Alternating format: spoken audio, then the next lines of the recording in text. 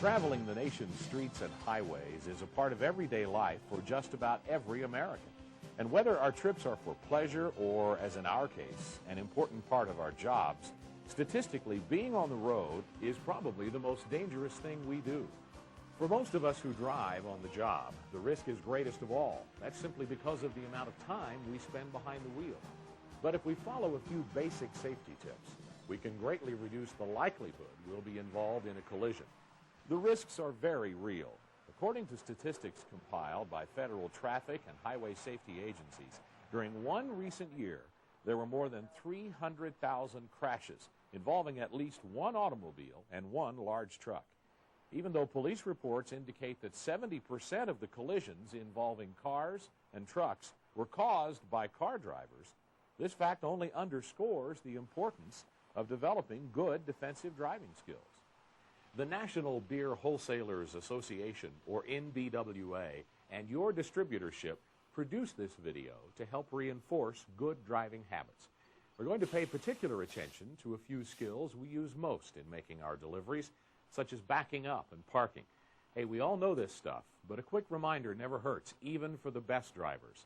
But let's begin with the most basic of the rules of the road.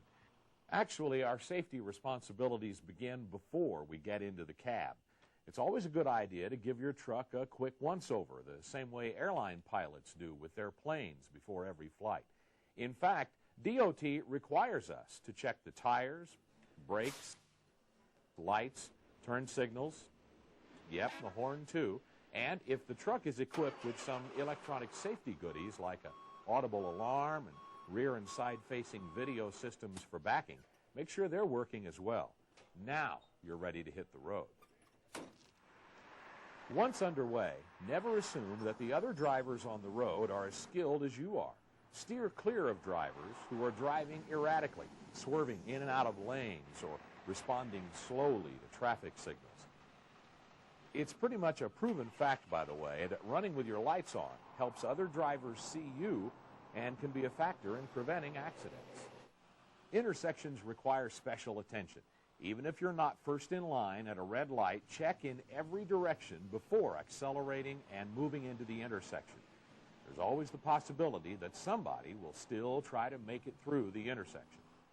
And pedestrians may be coming from any direction. It should go without saying, but you should never be guilty of the same sin. Never accelerate through a yellow signal. You know how angry or frustrated you can get when somebody starts riding your bumper?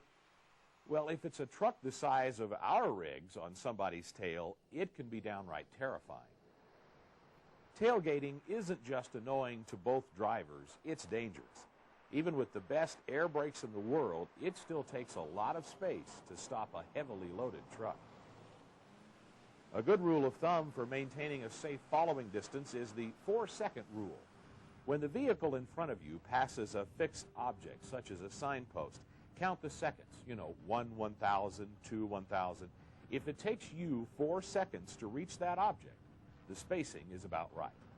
And at no time should you be so close that you cannot see the tires of the car in front of you. Excessive speed and tailgating seem to go hand in hand. Don't buy into the notion that because you're sitting in a big rig looking down on the other traffic that you're invincible. You're not. If you find yourself slipping into this pattern, slow down and back off. And as basic as it gets when it comes to operating a motor vehicle is just plain old staying alert. When you get right down to it, that's your best defense against accidents. You've heard it a million times, and here it is again. Anything that affects your response time and judgment has to be avoided when you're going to be driving. That includes alcohol and drugs and even certain over-the-counter and prescription medication. There's no wiggle room at all on this one, folks. Lives and your job depend on it.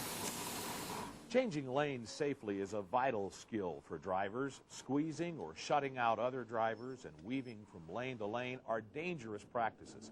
Keep lane changes to a minimum. When you do change lanes, use extreme caution. Always signal your intention before and during the lane change. And make sure the lane next to you is clear before you make your move. Passing a slower vehicle should also be done with extreme care. Attempt to pass only in designated zones, and then only after you've checked your blind spots to make sure they're clear. Cars have blind spots, but our trucks have 10 times more than most cars. Right turns can also be a challenge. Position your vehicle so that your rear wheels will clear the curb, street signs, or other obstacles, and watch out for pedestrians. They could be in any direction. Also, bikes, motorcycles, and even small cars have been known to attempt passing in the small space remaining on your right. Some of the more daunting challenges we face are at our route stops. Planning ahead can go a long way toward making your stops on schedule while causing minimal heartburn for you and the other people you may affect in the process. If you're going into new territory for the first time, familiarize yourself with the area. Find out which streets are one way and which ones have restricted parking zones. Allow extra time during periods of heavy traffic. You can also save some extra minutes by having paperwork ready for required signatures. At your stop, try not to block traffic, including foot traffic, handicap access areas, or bus stops. Whenever possible, avoid having to back your vehicle up to make a delivery. If backing is necessary, backing in is far preferable to backing out into traffic when you leave. In some situations, there's no choice. You have to back up. But here are a few suggestions to make it as safe as possible. If you have to back up, it's best to have a spotter outside the truck. If no one is available, then you have to be your own spotter. This means you have to get out to scope out the area around your truck. Estimate the clearances all the way around. Watch your topside, too, making sure there's adequate clearance and no overhangs that can cause you problems. Back halfway in, then get out and check the clearances again. If you have a choice, back in from the left side, because that's where you have the best visibility. But use your mirrors to watch closely on both sides. If the trailer is getting off course, you'll just have to pull out a ways and try again. Don't oversteer. And again, back out of traffic, not into it. Once parked, chock your wheels to make sure the truck doesn't roll into traffic or an obstacle. If your truck has the rear-facing video system that we mentioned earlier, it can fill in a lot of the blind spots that are not covered by your mirrors. Prices of this equipment have dropped a lot over the last couple of years, so if you have a route that requires a lot of backing, it may be a good idea to suggest to management that they consider equipping your truck with such a system. They're a great investment. A backing situation is no time to be in a hurry. Creep backwards into place, constantly being aware of any obstacles, including people who may walk through the area. A straight truck like this one responds to steering wheel movements much like a car, except that the back end is further away. With a tractor-trailer rig, of course, it's another story. The tractor has to follow an S-curve. The tractor first has to be turned in the opposite direction from which you want the trailer to go. Then you straighten out and follow in the same direction as the trailer. If you are able to park on the street, turn on your emergency flashes and check for traffic before opening your cab door. Always turn off your engine and pocket the ignition keys. Always keep your doors locked while you're away from the vehicle, no matter how brief the stop. Once you've completed your delivery, make sure items remaining in your vehicle, including your hand truck, are secure. To minimize your time exposed to traffic, approach the cab with the keys in your hand.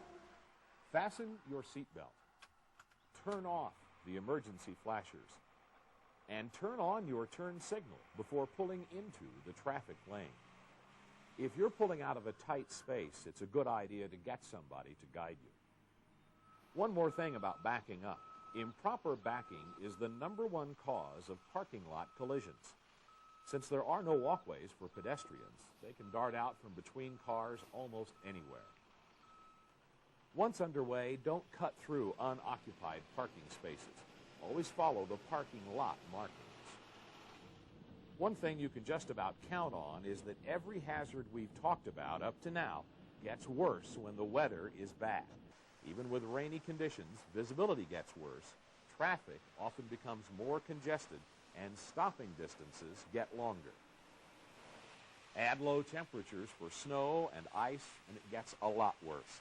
Stopping distances increase from 4 to 10 times over those on dry pavement. The traffic guru's advice is, when the weather is bad, don't drive if you can avoid it. Unfortunately, in the real world, we're going to have to make our round.